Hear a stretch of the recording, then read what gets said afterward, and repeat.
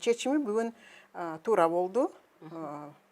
Мен жеке ойымча бұл абдан кеч болып қалды. Анткени Мүрөт Черкеш 3 жыл өмірін ошол колонияда өткөстү.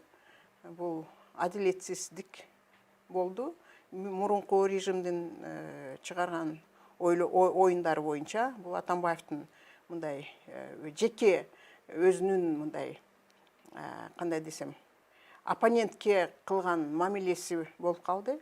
Ошонун кесепетинен мына адам деген ушул 3 жылдын ичинде канча деген мамлекетке салым кошмок, канча деген мыйзам долбоорлорун чыгармак дегеле саясатта мындай балким саясатта башка өзгөрүүлөр болмок, балким баягы койташтагы нерселер болуп кетмек эмес, адам өлүп кетмек эмес деген ойго келесиң да.